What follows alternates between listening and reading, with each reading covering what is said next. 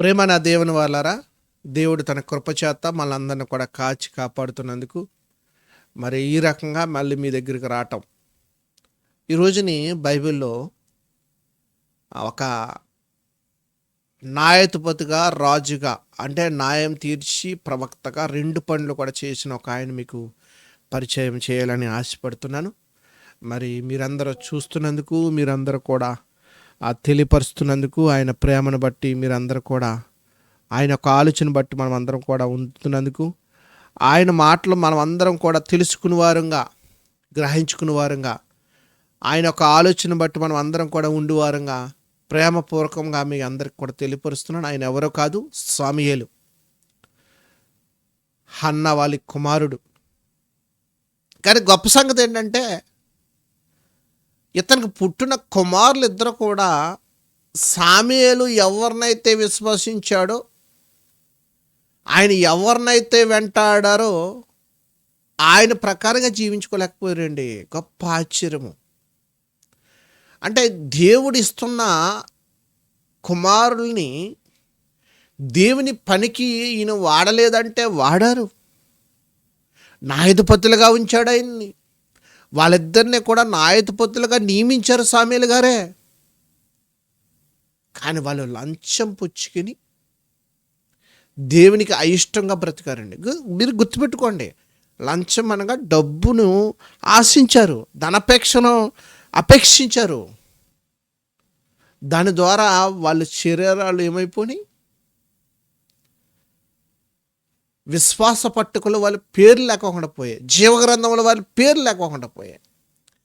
వాళ్ళు భార్య పేరు రాయించలేదండి ఇంచుమించు. మరి నేను చూసిన మట్టుకి సమూయేలు గారి భార్య పేరు ఇది అని నాకు కనపడలేదు. ఎనివే, ప్రార్థన చేసుకుని మనం ముందుకు వెళ్దాం. విలువైన మాటలు మనం నేర్చుకుందాం, దేవునికి తగినట్టుగా మనం జీవిద్దాం. ప్రార్థన. మమ్మల్ని మిక్కిలుగా ప్రేమించిన మా పరలోక తండ్రి, మీ విలువైన మాటలకు ప్రభు మేము లోబడిన వారంగా ఇదిగో ఇలా నిలబడుతున్నా, నన్ను నీ వాక్యం చేత బలపరిచి, నీ వాక్యం చేత నన్ను అభివృద్ధిపరిచి, సమూయేలు వాళ్ళ 2 కుమారుల గురించి మేము ఏదైతే నేర్చుకోవాలని ఆశపడుతున్నామో వాళ్ళలా కాకుండా పరలోకమైన అక్షయమైన ధనాన్ని సంపాదించుకుని మీరు వచ్చే సమయానికి మేమందరం కూడా మార్చబడేలాగా, మీ కృపలో మా అందరినీ కూడా తీర్చిదిద్దబడేలాగా సహాయం చేస్తామని, నడిపిస్తామని, కొనసాగిస్తామని యేసు పరిశుద్ధమైన నామమును బట్టి అడుగుచున్నాను నా పరమ తండ్రి, ఆమేన్. రైట్. ప్రేమ నా దేవుని వాళ్ళారా, సమూయేలు గురించి రాస్తే హెబ్రీలు రాసిన మీరు 11వ అధ్యాయం విశ్వాస పట్టికలో 32వ వచనంలో దావీదు కానించి నేను చదువుతున్నాను. దావీదు సమూయేలు వారి గురించి ప్రవక్తల గురించి వివరించుటకు సమయం చాలదు. సమూయేలు నీతిగా బ్రతికారండి. ఆయన ఒక రాజుని ఇశ్రాయేలుకి చేశాడు, ఆయన సౌలు. కానీ వీళ్ళ కుమారులు మాత్రం లంచం పుచ్చుకుని దేవునికి అయిష్టంగా బ్రతికారండి. మీకు కొండ మీద ప్రసంగంలో మీరు గమనించినట్లయితే యేసుక్రీస్తు వారు మత్తయి సువార్తలో చెప్పిన రీతిగా 6 అధ్యాయం 19-20లో మీరు చూసుకున్నట్లయితే, భూమి మీద మీ కొరకు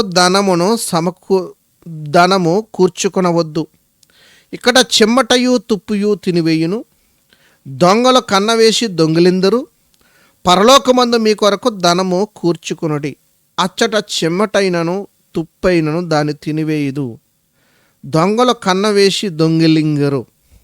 అంటే కన్న వేసి దొంగ రాడు ఇంకా పరలోకానికి. ఇది ఒక విలువైన మాటలు. మళ్ళీ 21వ వచనం ఇందులో, నీ ధనం ఎక్కడుండునో అక్కడ నీ హృదయం ఉండును, దేహమునకు దీపం కన్ను గనుక నీ కన్ను తేటగా ఉంటే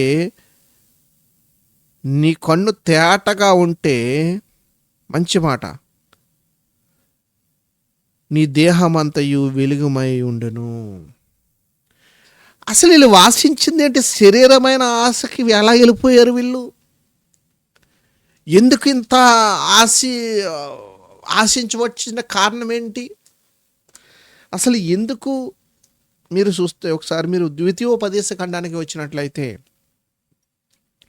ద్వితీయోపదేశ ఖండానికి వచ్చినట్లయితే న్యాయాధిపతుల గురించి చెప్తున్నాను కదా. సామేలు కుమారులు గారు ఎందుకు లంచం ఉంచుకున్నారు? ఎందుకు వాళ్ళ హృదయము దేవుని పట్ల కాకోకుండా ధనం పట్ల ఆశించేలా చేసిన వాడు ఎవడు? అపవాది. అపవాది నీకు పలు రకాల కోణాలు వాడు చూపిస్తూ ఉంటాడు. వ్యభిచారం చూపిస్తూ ఉంటాడు, ధనం చూపిస్తూ ఉంటాడు, అబద్ధం చూపిస్తాడు, కోడులు చూపిస్తాడు, పక్కవారు ఉన్న వేరే విషయాల మీద ఆశిస్తూ ఉంటారు. వాళ్ళందరూ కూడా చేస్తున్న పనులందరూ కూడా జరిపించేవాడు మూలపురుషుడు ఎవడంటే అపవాది. మీరు గమనించాలి, వీళ్ళిద్దరు కుమారుల ద్వారా మనం ఏం నేర్చుకోవాలంటే ధనాన్ని ఎక్కువ ప్రేమించవద్దు. హెచ్చరిక. ఆ ధనాన్ని ప్రేమిస్తే ఏమంటున్నారు ఆయన ఇక్కడ హెబ్రీయులకు రాసిన పత్రికలో 13వ అధ్యాయంలో కూడా ఈ విషయం ఉంటుంది మనకి. 5వ వచనం, ధనాపేక్ష లేని మనసు గలవారై మీకు కలిగిన వాటితో తృప్తి పొంది ఉండుడి. సామేలు కుమారులకు తృప్తి లేకుండా పోయిందండి. మొదటి పార్ట్గా మాట్లాడుకుందాం, రెండో పార్ట్కి ఇంకా విలువైన మాటలు మనం మాట్లాడుకుందాం. వాళ్ళ నాన్నగారి పరిస్థితి ఏంటండి? మీకు ద్వితీయోపదేశ ఖండంలో 16 అధ్యాయం 18 వచ్చిన కానీ చదువుకుంటే నేను చదువుతున్నాను. మీ దేవుడైన యెహోవా మీకు ఇచ్చుచున్న మీ గ్రామాలన్నింటిలో మీ గోత్రములకు న్యాయాధిపతులను నాయకులను మీరు ఏర్పరచుకునవలను. వారు న్యాయాన్ని బట్టి జనులకు తీర్పు తీర్చవలను. నీవు న్యాయమును తప్పి తీర్పు తీర్చకూడదు, పక్షపాతం చేయకూడదు, లంచం పుచ్చుకొనకూడదు. ఎలానగా లంచము జ్ఞానుల కన్నులకు గ్రుడ్డితనము కలగచేయును. అపరాధముల చేత పాపము చేత చచ్చిన వారమైన ఎపిసోడ్ పత్రిక మీకు గుర్తు రావాలి. యుగ సంబంధమైన దేవత వారు మనోనేత్రములు గురుడ్డితనం చేసేసింది. ఇది ఒక ఆశ. వచ్చాను పాయింట్కి. గమనించాలి మీరు, యుగ సంబంధమైన దేవత మనోనేత్రం వెలిగింపబడకోకుండా గురుడ్డితనం చేసేసింది సామేలు కుమారులకి. ఏమవరాలు?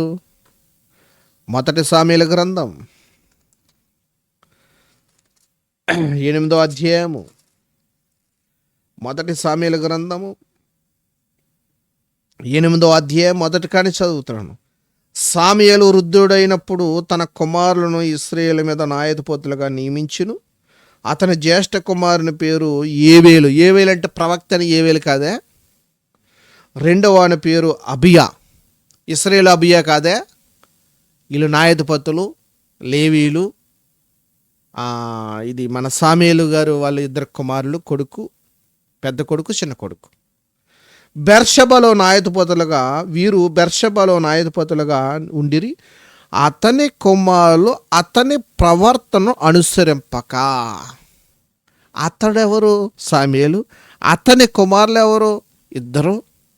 అతని ప్రవర్తన అంటే సామూయేలు ప్రవర్తన అనుసరింపక ధనాపేక్షలై లంచం పుచ్చుకుని న్యాయము త్రిప్పివేయగా. ఇక్కడ వచ్చిందండి ఇశ్రాయేలు పెద్దలకి బాధ. అప్పుడు మాకు రాజు కావాలంటారు, సౌలు రాజుని చేస్తారు. ఆయన దేవుని మాటను ఆజ్ఞయించుకోకుండా ఆజ్ఞను అతిక్రమించి ఆయన ఏం చేశాడు? మంచి వాటిని దొడ్లో కట్టేసాడు. అప్పుడు ఆయన తీసేసి మళ్ళీ నెక్స్ట్ దావీదుని ఎన్నుకుంటాం. దావీదు తర్వాత సొలొమోను తర్వాత మహారాజులకు రాజు అయిన ప్రభు అయిన యేసుక్రీస్తు ప్రభువారు రాజుగా వచ్చేసారండి. అందుకే అక్షయమైన ధనము యేసు ప్రభు గారండి.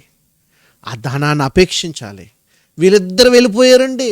చూసారండి, ధనాపేక్షలై లంచం పుచ్చుకుని న్యాయమును త్రిప్పివేయగా. మనం ఏ ధనాన్ని సమకూర్చుకోవాలి చెప్పనా? అక్షయమైన ధనాన్ని సమకూర్చుకోవాలండి. దేవుడు అట్టి కృప మనందరికీ ఇవ్వాలండి. పేతురు రాసిన మొదటి పత్రిక 1వ అధ్యాయం 3-4. మన ప్రభువైన యేసుక్రీస్తు తండ్రైన దేవుడు స్తుతింపబడును గాక. మృతుల్లో నుండి యేసుక్రీస్తును తిరిగి లేచడం వల్ల జీవంతో కూడా నిరీక్షణను మనకు కలిగినట్లు, అనగా అక్షయమైనదియు నిర్మలమైనదియు ఆడబారదైన స్వాస్థ్యం మనకు కలిగినట్లు, ఆయన తన విశేష కనికరం చొప్పున మనల్ని మరలా జన్మింపజేసెను. అక్షయమైన ధనము యేసుప్రభు గారు. ఆత్మను నువ్వు స్మరించుకోవాలి. ఇద్దరు కుమారులాగా ఉండకో. సామేలు గారిలాగా విశ్వాసంతో కొనసాగాలి. అట్టి కృప దేవుడు మనందరికీ ఇచ్చును గాక. సెకండ్ పార్ట్ కూడా మాట్లాడతాను. మీరు నా యూట్యూబ్ మీరు ఫాలో అవుతూ ఉండాలని కోరుచున్నాను. ఆమెన్. ఇంతటితో ఈ మాటలు ముగిస్తున్నాను. Thank you all. దేవుడు తన కృప చేత మీ అందరికీ కూడా, ఆయన ప్రేమ చేత మీరేదైతే ఊహించుకుంటున్నారో దేవుడు అవన్నీ కూడా మీకు ఇచ్చును గాక. ఆమెన్. Thank you all.